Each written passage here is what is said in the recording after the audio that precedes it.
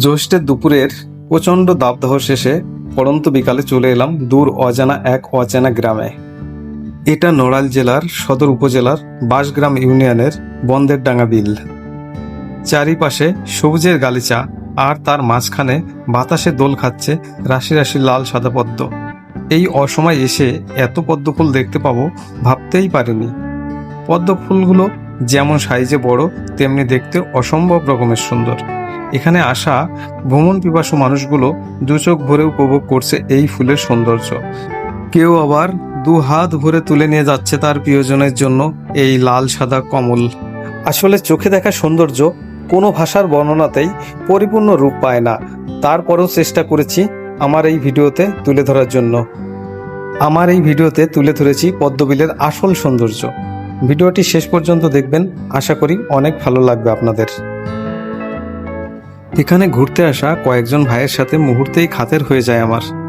তারা একদিকে যেমন পদ্মফুল তুলছিল, অন্যদিকে আমার ড্রোন দেখে অনেক মজা পাচ্ছিল। আমিও তাদের কিছু ছবি তুলে দিই, সাথে কিছু ভিডিওও করে দিই। আমি একাই গিয়েছিলাম বাড়ি থেকে। নড়াইল থেকে আরও যুক্ত হয় আমার ভাইস্তে ক্লিন্টন ও তার রুমমেট সোম। তিনজন মিলে খুবই মজা করেছিলাম এবং বিকালটা অনেক সুন্দর কেটেছিল আমাদের।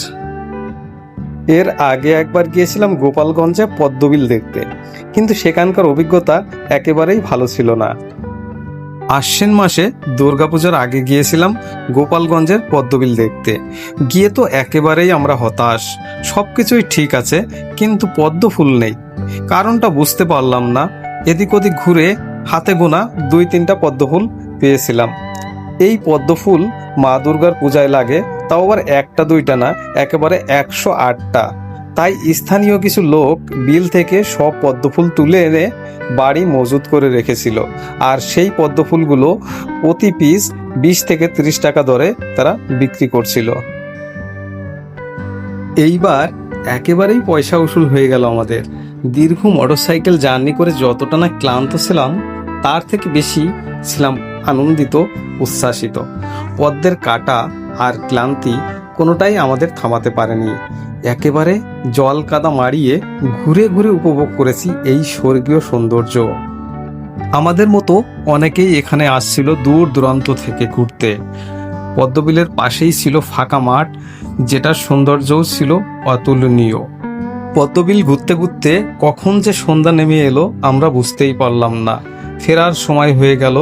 ফিরে এলাম একরাশ স্মৃতি ও কিছু পদ্ম ফুল নিয়ে। সবাইকে ধন্যবাদ। সবাই ভালো থাকবেন।